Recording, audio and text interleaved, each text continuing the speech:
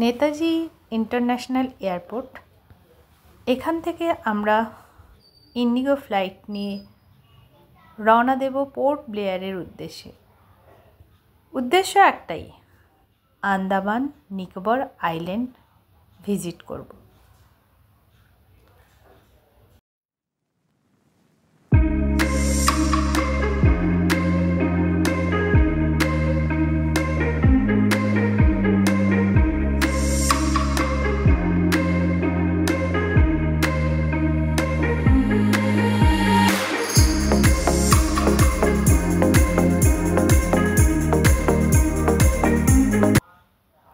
আলু টিক্কিটা ব্রেকফাস্টের জন্য নিয়েছিলাম এয়ারপোর্ট থেকে, কফি অ্যান্ড মোর শপ থেকে। তো ফ্রেশ আলু টিক্কি, একটুখানি সস লাগিয়ে নিলাম। আর ফ্লাইটে যেহেতু গরম কফিটা অ্যাভেলেবেল, তাই জন্য আমরা এই আলু টিক্কিটা দিয়েই ব্রেকফাস্ট সারলাম। এখন আমরা উড়ে চলেছি পোর্ট ব্লেয়ার এয়ারপোর্টের ওপর থেকে, মানে আর কিছুক্ষণের মধ্যে আমাদের ইন্ডিগো ফ্লাইট ল্যান্ড করবে পোর্ট ব্লেয়ারে, যেখানে ফটোগ্রাফি একদম রেস্ট্রিক্টেড, তাই হয়তো ফটোগ্রাফি করতে পারবো না। তো আর কিছুক্ষণের মধ্যে আমরা ল্যান্ডিং করছি পোর্ট ব্লেয়ার এয়ারপোর্ট। নীল সমুদ্রের মাঝখানে সবুজ দ্বীপ, আর তাতে ফরেস্ট এবং বাড়িঘর দিয়ে ঘেরা। তো আমরা ল্যান্ড করে গেলাম পোর্ট ব্লেয়ার এয়ারপোর্টে। তো আমাদের এইটা হলো এয়ারপোর্টটা, যেটার ভেতরে ফটোগ্রাফি একেবারেই অ্যালাউড নয়, তাই বাইরে থেকে কিছুটা দৃশ্য আমি আপনাদেরকে তুলে ধরলাম। এখন আমরা চলেছি আমাদের হোটেলের উদ্দেশ্যে। পৌঁছে গেলাম হোটেল রিভাল রিসর্টে। এখানে আমাদের স্টে অ্যারেঞ্জমেন্ট করা হয়েছে। তো এটা বেশ সুন্দর একখানি রিসর্ট। তো আমাদের রুমটার নাম ছিল লিলি। আমরা অলরেডি লাগেজ আমাদের রুমে ট্রান্সফার করে দিলাম এবং আমরা এখন লাঞ্চ সারবো। লাঞ্চটা করে নিয়ে আমরা ইভিনিংয়ে একটা শো রয়েছে, যেটা কিনা আমাদের স্বাধীনতা সংগ্রামীদের যে কঠিন শাস্তির জন্য কালাপানি জেল, যেটা সেলুলার জেল নামে পরিচিত, সেলুলার অর্থাৎ একেবারে ক্ষুদ্র ক্ষুদ্র ঘর, যেখানে আমাদের স্বাধীনতা সংগ্রামীদের অত্যন্ত কঠোরভাবে নির্যাতন করা হতো, শেকলের মধ্য দিয়ে ওদের থাকতে হতো এবং কোনোভাবেই কোনো রকম পালিয়ে যাওয়ার বা পথ ছিল না। তো সেই জেলটা আমাদের বিকেলবেলা দেখার প্ল্যান আছে। এখন আপাতত আমরা লাঞ্চের জন্য আমাদের রিসর্টের হলটাতে চলে এসেছি, যেখানে আমরা সবাই মিলে লাঞ্চ কমপ্লিট করে একটুখানি রেস্টের পরে আমরা বেরিয়ে যাব। ছিল কাতলা মাছের ঝোল, স্যালাড, ডিমের কারি, আলু পোস্ত, ছিল ডাল, টমেটো দিয়ে ডাল, ব্রিঞ্জল ফ্রাই এবং রাইস, স্যালাড অবশ্যই এবং চাটনি। তো আমরা সবাই খেতে বসলাম। আমাদের একটা গ্রুপ অফ পিপল আমরা এসেছিলাম, যেটা একটা কন্ডাক্টেড ট্যুরের মাধ্যমে। তো আমরা সবাই এখন রেডি, বেরিয়ে পড়ব আমাদের সেলুলার জেল দেখার উদ্দেশ্যে। রিসর্টের চারিদিকটা তো খুবই সুন্দর, পরিষ্কার পরিচ্ছন্ন, ঝকঝকে, আর তাই একটুখানি ঘুরে ঘুরে দেখেও নিলাম, আপনাদেরকে সেই দৃশ্যই দেখাচ্ছিলাম। তো এখন আমরা আমাদের হোটেলের তরফ থেকেই যে বাসটা দিয়েছে, ওই বাসে করে আমরা 10 মিনিট মতো হবে, বাসে আমরা পৌঁছে যাব আমাদের সেলুলার জেলের যে ইভিনিং শো থাকে, ওটা 6টা থেকে শুরু হবে। তার আগে আমরা জেলটা পরিদর্শন করে নেব, তারপরে আমরা ওই শোটা দেখে বাড়ি ফিরবো। এটা আমাদের বাস যেটা ওয়েট করছে। আমরা এক এক করে বাসে সিট অকুপাই করে ফেলেছি। আর কিছুক্ষণের মধ্যে আমাদের বাসটা ছাড়বে। তো আমরা পৌঁছে যাব সেলুলার জেল।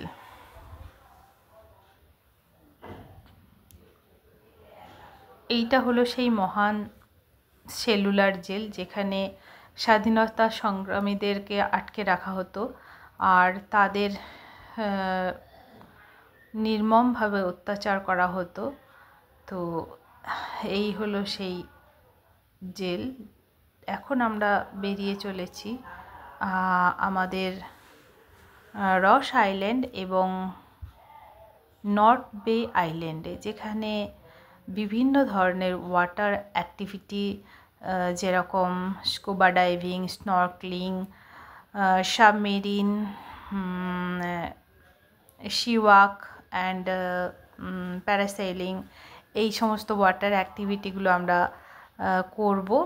তো এখন আমরা আপাতত স্পিড বোটের মাধ্যমে আমরা পৌঁছে যাচ্ছি রস আইল্যান্ডে, যেখানে ইংরেজ আমলের কিছু ঘরবাড়ি, পোস্ট অফিস এইগুলো রয়েছে। যদিও ওগুলোর কন্ডিশন খুব ভালো নেই, তবু ওই পুরনো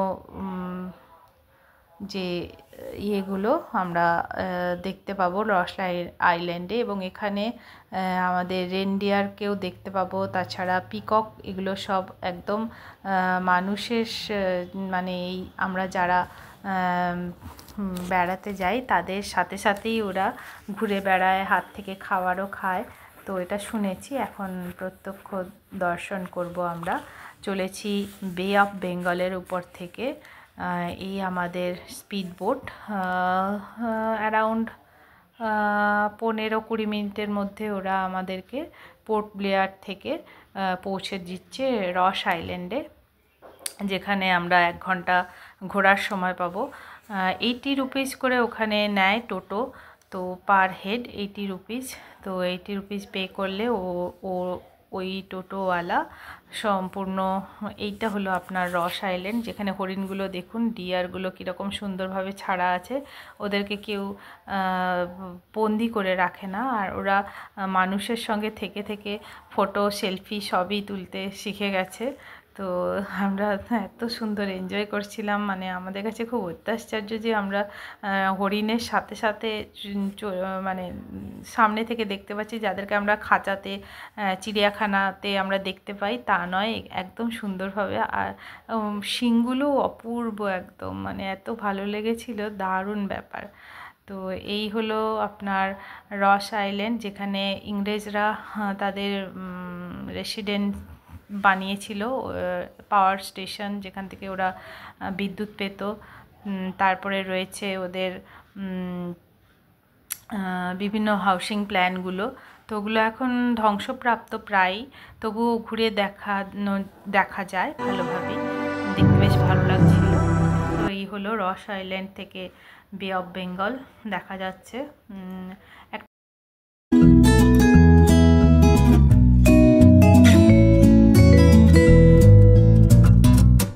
এখন আমরা চলেছি রস আইল্যান্ড থেকে নর্থ বে আইল্যান্ডে, যেটাও একটা স্পিড বোটের দ্বারাই আমরা পৌঁছে যাব। এই হলো সেই স্পিড বোটের মাধ্যমে আমরা চলেছি নর্থ বে আইল্যান্ড।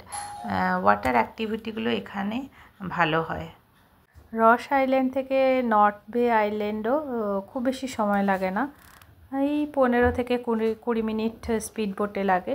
তো আমরা এখন পৌঁছে যাচ্ছি নর্থ বে আইল্যান্ড, যেখান থেকে ওয়াটার অ্যাক্টিভিটিগুলো করব।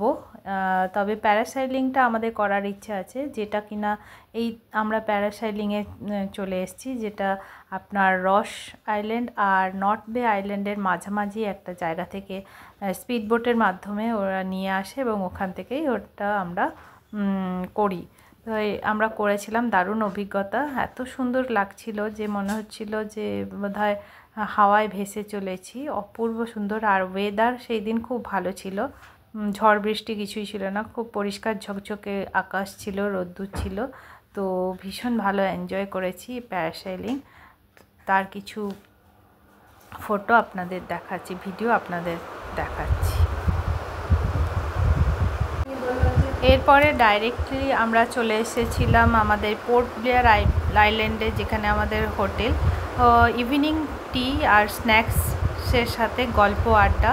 তো আমরা গ্রুপ অফ পিপল থাকার জন্য সবাই আমরা কী ধরনের ওয়াটার অ্যাক্টিভিটি করেছিলাম, কীরকম আমাদের এক্সপিরিয়েন্স ছিল, সেই নিয়েই আমাদের কথাবার্তা চলছিল। পরের দিন আমরা চলে যাচ্ছিলাম বারাটাং আইল্যান্ড, যেটা যেতে হলে আপনাদের বারাটাং ফরেস্ট চেকপোস্টে কনভয়ের মাধ্যমেই যেতে হবে। এটা একটা রিজার্ভ ফরেস্ট, এখানে জারোয়াদের বাস মেনলি। তো এটা যাওয়ার জন্য আপনার একটা শিপের মাধ্যমে আমরা গিয়েছিলাম এবং সেখান থেকে আমরা নিয়েছিলাম বোটের মাধ্যমে, স্পিড বোট। এবার স্পিড বোট আপনার নিয়ে যাবে আপনাকে ডাইরেক্ট বারাটাং আইল্যান্ড, এবং এই আইল্যান্ডে রয়েছে ম্যানগ্রোভের সারি। আর ভাগ্য ভালো বলুন আর খারাপ বলুন থাকলে আপনি ক্রোকোডাইলও দেখতে পাবেন। এটা হলো ব্যাক ফ্লো অফ ওয়াটার। তো জলটা ঘোলাটে, এই ঘোলাটে জলই ক্রোকোডাইলদের জন্য আদর্শ। আমরা চলেছি বারাটাং আইল্যান্ড, যেখানে আমরা লাইমস্টোন কেভ দেখব, এবং যদি ভাগ্য হয় তাহলে আমরা জারোয়াদের সম্মুখীন হতে পারি।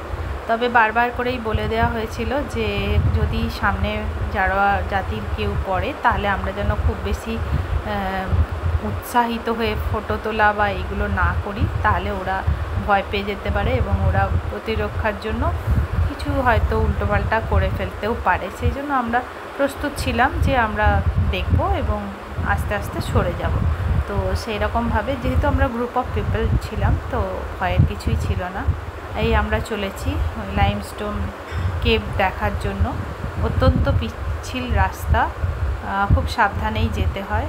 জঙ্গলের মধ্য দিয়ে গিয়ে প্রায় 1.5 কিলোমিটার মতো ওয়াকিংয়ের পরেই এই কেভের দর্শন পাওয়া যায়। বিশাল বড় cave, naturally made limestone cave, বেশ সুন্দর। খুব অন্ধকার ছিল ভেতরটা, আমরা মোবাইল লাইট জ্বালিয়েই যাচ্ছিলাম।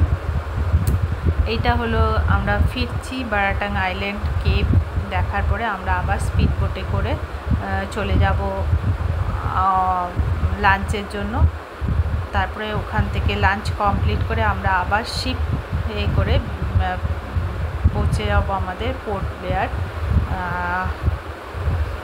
তারপরে ওখান থেকে পোর্ট ব্লেয়ার থেকে আবার বাস ধরবো এবং চলে যাব আমাদের হোটেলে। পরের দিনের আমাদের প্ল্যান ছিল হ্যাভলক আইল্যান্ড আর নীল আইল্যান্ড। তো আমাদের যেমন বলে দিয়েছিল যে আমরা যেন সীমিত জামা কাপড় গুছিয়ে ব্যাগগুলো ক্যারি করি, বাকি লাগেজ আমাদের রয়ে গেল রেসর্টে। তো আমরা এটাতে যেতে হবে থ্রু নাভাল পোর্ট মানে আপনার ডিফেন্স পোর্ট। তো এখানে আপনার লাগেজ চেক ইন লাগেজ জন্য আমরা লাগেজটা ছেড়ে দিলাম, এবং যেমন এয়ারপোর্টে চেকিং হয় সেরকম এখানেও চেকিংয়ের মাধ্যমে আমরা নিয়ে নিলাম ক্রুজ আমাদেরকে 1.5 আওয়ারে পৌঁছে দেবে হ্যাভলক ফ্রম পোর্ট ব্লেয়ার। তো আমরা পোর্ট ব্লেয়ার থেকে ম্যাক্রুজে করে যাচ্ছি এখন, যেটা আমাদের বে অফ বেঙ্গলের উপর থেকে চলছে। আমাদের ওই দিন ওয়েদার ভালো ছিল, তাই খুব সমুদ্রের ঢেউ ছিল না।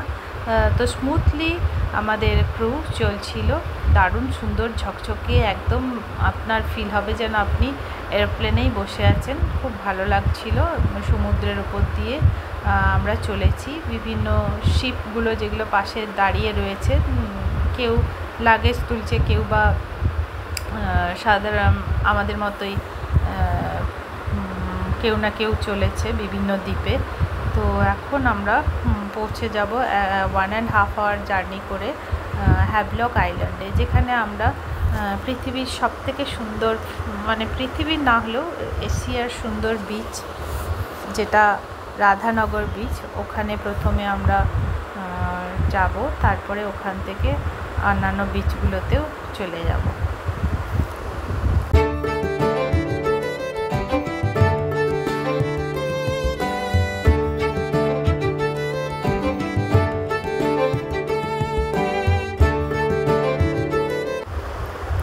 হ্যাঁ, আমরা এবার পৌঁছে গেলাম আমাদের হ্যাভলক আইল্যান্ডের রিসর্টে, যেখানে আমরা সকালের ব্রেকফাস্ট সেরেই এসেছিলাম। তাও একটু চা কফি খেয়ে নিলাম। খেয়ে নিয়ে আমরা বেরিয়ে পড়বো। 1 ঘন্টা টাইম দিয়েছে, তার মধ্যে আমরা হোটেলে আমাদের লাগেজগুলো রাখলাম এবং একটু রেস্ট নিয়ে নিলাম। দিয়ে আমরা এখন বেরিয়ে যাব আমাদের রাধানগর বিচের উদ্দেশ্যে। রাধানগর বিচে আমরা সবাই স্নান করব এবং ওখানে 1 ঘন্টা 1.5 ঘন্টা টাইম স্পেন্ড করে লাঞ্চের জন্য আমরা বাড়ি হোটেলে ফিরবো অ্যারাউন্ড 2 o'clock। তো আমরা এখন আমাদের এটা হোটেল ছিল, হ্যাভলকের হোটেল। খুব সুন্দর হোটেলটা, ছোট ছোট কটেজ দিয়েছিল আমাদেরকে। তো এইটা ছিল এন্ট্রা।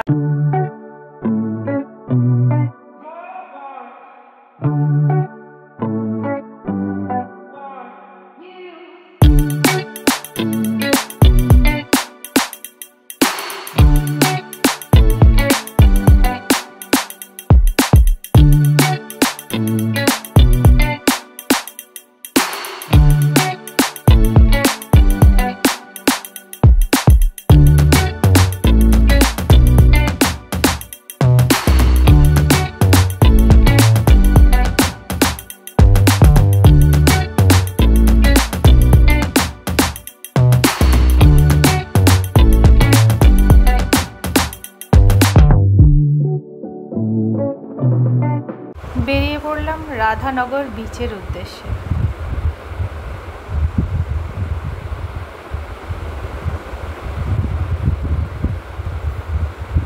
রাধানগর বিচ অপূর্ব সুন্দর, সমুদ্রের জল একদম বিউটিফুল ব্লু কালার। এখানে আমাদের আর কোনো ওয়াটার অ্যাক্টিভিটি করার ইচ্ছে নেই, আমরা একটুখানি সমুদ্রের জলেই সময় কাটাতে চাই। তো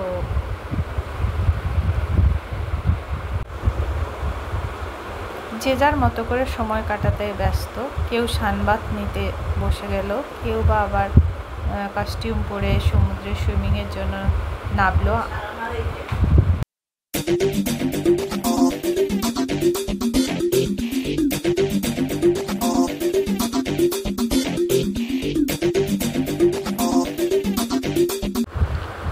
লুচি, ঘুগনি আর ছিল উপমা। তো আমরা আমাদের পছন্দ মতো খাবারগুলো খেয়ে নিলাম। এবার আমরা বেরিয়ে পড়লাম নীল আইল্যান্ডের উদ্দেশ্যে। তো হ্যাভলক থেকে নীল আইল্যান্ড এটাও 1 hour ম্যাক্রুজ ওয়াটার জার্নি। তো আমরা ওয়েট করছি আমাদের ম্যাক্রুজের জন্য। এটা আমাদের পোর্ট, বাট এটা নাভাল ডিফেন্স পোর্ট না হওয়ার জন্য এখানে চেক ইন নেই, লাগেজ চেক ইন।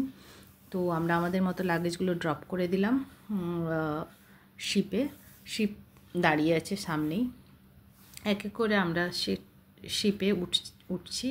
এখন আমরা উঠে বসে গেলাম আমাদের ক্রুজে। এখান থেকে আমরা পৌঁছে যাচ্ছি নীল আইল্যান্ড। তো নীল আইল্যান্ডে রয়েছে বেশ কিছু বিচ, যার মধ্যে ভরতপুর বিচ। এইটা হলো ভরতপুর বিচ। এখানে আমরা যখন গিয়ে পৌঁছেছিলাম তখন ওয়াটারটা বেশ মাইল খানেক মতো হাঁটার পরেই জল পাওয়া যাবে। তো এখানে আমাদের স্নান করার খুব একটা ইচ্ছে ছিল না। আমরা সমুদ্রের ধারে বেশ কয়েকজন, আমরা তো গ্রুপ অফ পিপল ছিলাম, তো আমরা ওখানেই সিনারি দেখতে দেখতেই সময় কাটিয়েছিলাম। তো খুব ভালো ওয়েদার, গাছের ছাউনি ছিল, জলের রঙও খুব সুন্দর। এখানেও ওয়াটার অ্যাক্টিভিটির অপশান ছিল, বাট আমরা আর আজকে ওয়াটার অ্যাক্টিভিটি নিলাম না, যেহেতু আগের দিন আমরা করেছিলাম। তো এখানটায় আমরা বেশ কয়েকজন গল্প আড্ডা, চা কফি খেয়ে কিছুটা সময় কাটালাম। আমাদের এখানে ঘন্টাখানেক সময় দেওয়া হয়েছিল। অনেকেই আমাদের বন্ধুরা ওয়াটার অ্যাক্টিভিটির জন্য বেরিয়ে গেছিলো। তো আমরা সমুদ্রের পাড়েই বেশ কিছুটা সময় কাটিয়ে তারপরে আমরা ব্যাক টু আমাদের হোটেল, এবং বিকেলে আমরা চলে গিয়েছিলাম Kala Patthar beach.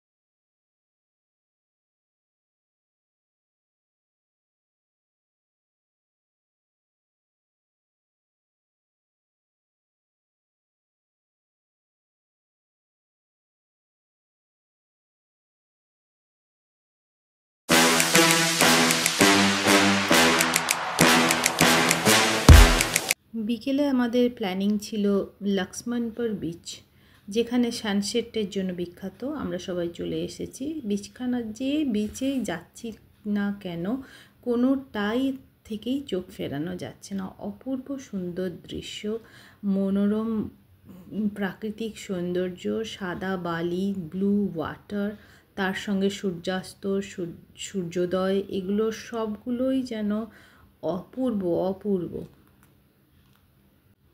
Then back to হোটেলে আমাদের স্ন্যাক্সের টাইম, এটা ইভিনিং স্ন্যাক্স, চা কফি এগুলো রেডি ছিল। আমরা আমাদের নিজেদের মতো পছন্দসই চা, যে যার মতো কফি, আর তার সঙ্গে অল্প কিছু স্ন্যাক্স নিয়ে নিলাম। তো কেকও ছিল সাথে, ছিল মেয়ের বার্থডে, তাই হ্যাপি বার্থডে বললাম। এখন আমরা ডিনারের জন্য চলে এসেছি। ডিনারে কী কী মেনু ছিল? রুটি, ডাল, rice, paneer, bhindi fry and পায়েস। তাছাড়া তো ছিল salad. Yes, why not? Oh, so nice.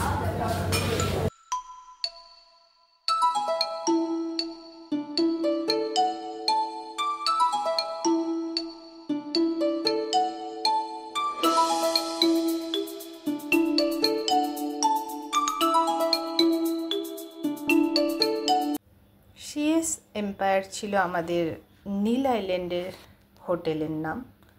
এখন আমরা চলেছি নীল আইল্যান্ডে অবস্থিত কোরাল ব্রিজ দেখতে, যেটা কিনা কোরাল দিয়ে তৈরি, যা সমুদ্রের তলায় ছিল বহু বছর। তারপরে আস্তে আস্তে সমুদ্রের জল যখন সরে গেছে তখন কোরালগুলোর মৃত্যু হয়েছে, বাট ওদের তৈরি সেই জগৎটা রয়ে গেছে। তো আমরা চলেছি, ভীষণ অসম্ভব ধরনের কঠিন এই রাস্তাটা, 150 meter, but it takes more than 1 hour, so it's very difficult to go. You can fall down or your hands and leg may cut. So coral bridge, অপূর্ব সুন্দর ন্যাচারাল ব্রিজ, কোরাল ব্রিজ। আর এখানে সমুদ্রের জল তো অসম্ভব সুন্দর colour, সম্পূর্ণ blue colour. আর যেহেতু এটা একদম সংরক্ষিত এলাকা, তো সেই জন্য এখানে মাছগুলো, কালারফুল ফিশগুলো দেখা যাচ্ছিল। আমরা এখানে বিস্কিটও দিয়েছিলাম, তো মাছগুলো খাচ্ছিল, সেটাও দেখলাম। এখন আমরা চলে এসেছি এই বিচের ধারে যে শপগুলো, আমরা কিছু শপিং করব বলে। হরেক রকম জিনিসে সামুদ্রিক জীবজন্তু থেকে তৈরি হোক বা সে কোরাল দিয়ে তৈরি মালা, চুড়ি, শঙ্খ, ডিফারেন্ট টাইপ ব্যাগস, তো কোনটা এত সুন্দর যে মানে চোখ ফেরানো যাচ্ছিল না। মনে হচ্ছিল সব কিছুই যদি একটু একটু করে নিতে পারতাম, বাট ইটস কস্টলি অলসো। তো তার মধ্যেও আমরা কিছু কিছু করে জিনিসপত্র নিলাম কিছু মালা, ব্যাগ, এটসেট্রা। তো এবার আমাদের আবার গো টু আমাদের পুরনো হোটেল, যেটা কিনা পোর্ট ব্লেয়ারে। তো আমরা ক্রুজ নিয়েছি, ম্যাক্রুজে আমরা বসবো। এই আমাদের ম্যাক্রুজ, ইনসাইড অফ দ্য ক্রুজ। এটা আমাদেরকে নীল আইল্যান্ড থেকে 1 hour-এ পৌঁছে দেবে পোর্ট ব্লেয়ার ডিফেন্স পোর্টে, যেখান থেকে আমরা বাসে করে চলে যাব আমাদের হোটেলে।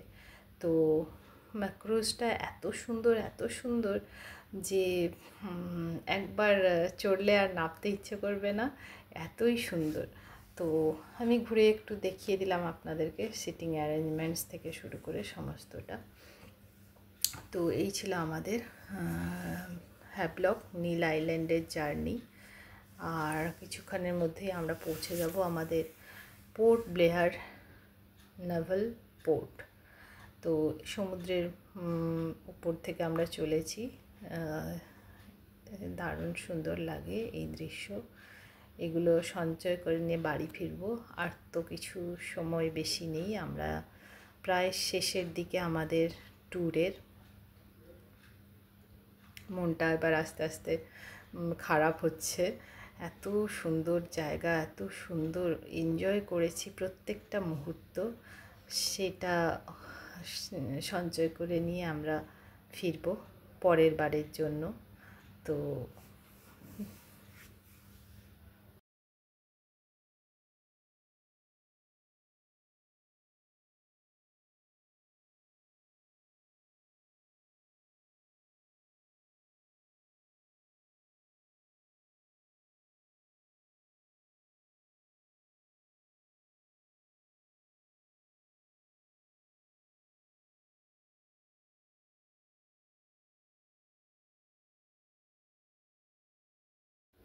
চলে এলাম আমাদের পোর্ট ব্লেয়ার। এখন চলেছি আমাদের হোটেলের উদ্দেশ্যে, রিভেল রিসোর্ট, যেখানে আমরা প্রথম দিন এসে উঠেছিলাম এবং কয়েকটা দিন স্পেন্ড করে আমরা চলে গেছিলাম হ্যাভলক আর নীল আইল্যান্ডের জন্য। এখন আমরা once again come back to রিভেল রিসোর্ট। এটা হলো মার্কেট, পোর্ট ব্লেয়ারের মার্কেট, যেখানে আমরা বিকেলে আমাদের আসার প্ল্যান আছে। ওখানে কিছু সরকারি শপ আছে যেখানে আমরা আসবো, আমাদের কিছু কেনাকাটা যাদের আমরা কেনাকাটা করব, দেখব। তো এটা আমরা মার্কেট প্লেসের মধ্য থেকে যাচ্ছি, তাই আপনাদেরকেও একটুখানি দেখালাম। কমপ্লেক্স রয়েছে, মার্কেট কমপ্লেক্স। তো দেখলাম যে গাড়িগুলো সারিবদ্ধভাবে দাঁড়িয়ে আছে। তো এখানে বিভিন্ন ধরনের শপের মধ্যে জুয়েলারি শপও দেখতে পাচ্ছি রয়েছে, আমাদের মতোই সেম টাইপেরই মার্কেট।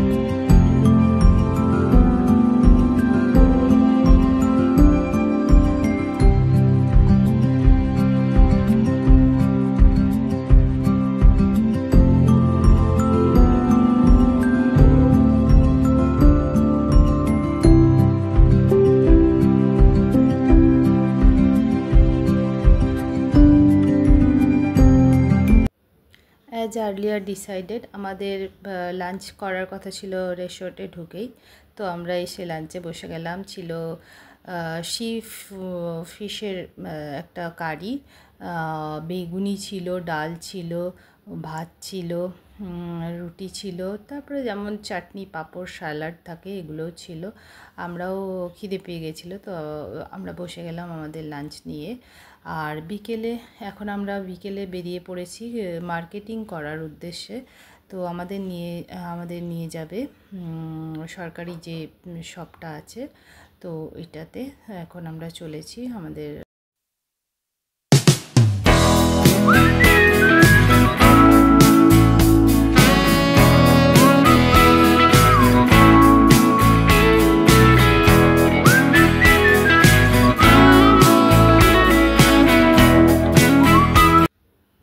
চলে এলাম আমরা মিউজিয়াম দেখার উদ্দেশ্যে। এখানে একটা শো চলে, যেটা আন্দামান নিকোবর আইল্যান্ডের অধিবাসীদের নিয়ে, জারোয়া, সেন্টিনেল, এরা কিভাবে নিজেদেরকে এখানে রক্ষা করে, কিভাবে এদের জীবনযাপন হয়, যতটা তথ্য পাওয়া গেছে অ্যাজ অফ নাও, সেটা দিয়ে একটা শো এখানে ঘণ্টাখানেক চলে।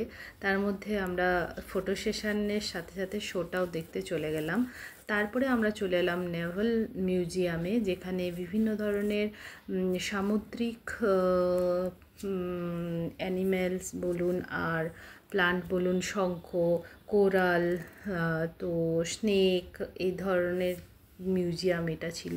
তো এই ভেতরটা খুবই সুন্দর, বিভিন্ন ধরনের শাঁখগুলো এত ডিফারেন্ট টাইপের ছিল যে চিন্তার বাইরে। আর ঝিনুক, বিশাল বিশাল ঝিনুক, আর ছিল বিভিন্ন ধরনের স্নেক, বিভিন্ন ধরনের কোরাল, বিভিন্ন ধরনের সামুদ্রিক যে রিসোর্স, সেগুলো আমরা এখানে সুন্দরভাবে মিউজিয়ামে সাজানো। তাছাড়াও রয়েছিল এদের জারোয়া এবং সেন্টেনাইল, এদের কিছু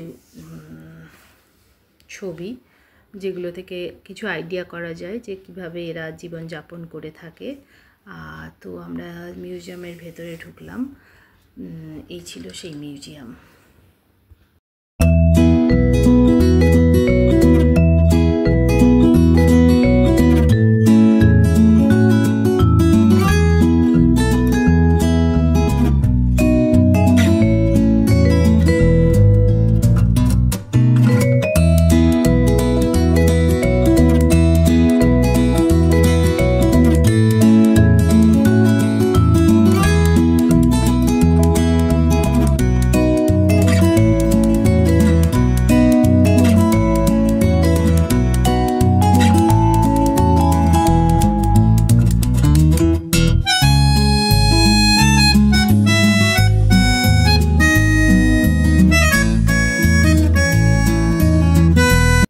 চলে এলাম শপিং প্লেস। বিভিন্ন ধরনের সাবান, সুগন্ধি তেল, ধূপ, হরেক রকম আইটেম, যে যার মতো দেখতে ব্যস্ত হয়ে গেলাম। সবখানা কিন্তু আমি বলবো নো ডাউট বিশাল স্টক, বিশাল সব কিছু স্টক ছিল।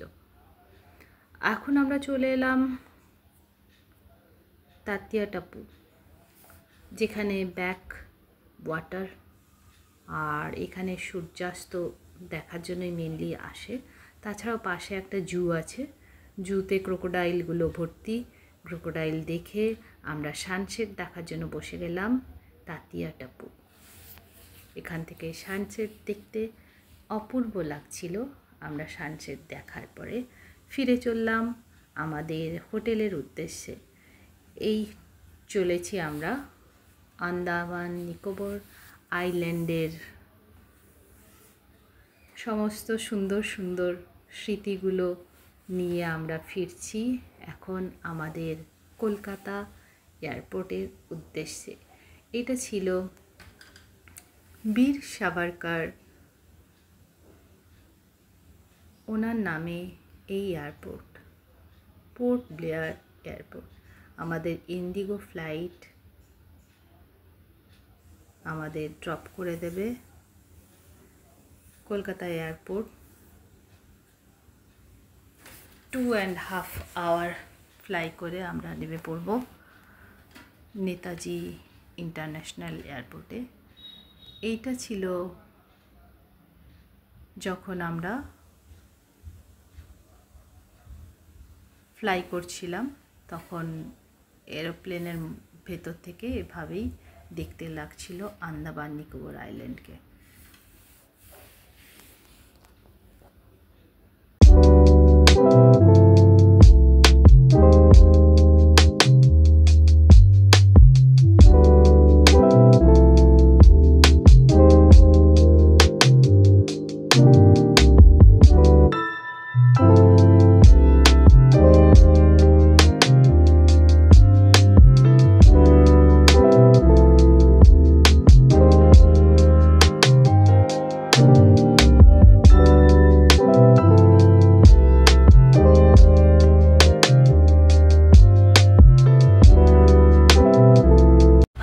One Sunday to another Sunday, 8 দিনের আন্দামান অ্যান্ড নিকোবর আইল্যান্ড সফর শেষ করে আমরা পৌঁছে যাচ্ছি আমাদের Kolkata. Landing air Indigo at Netaji international airport. আমরা পৌঁছে যাচ্ছি আমাদের কলকাতা।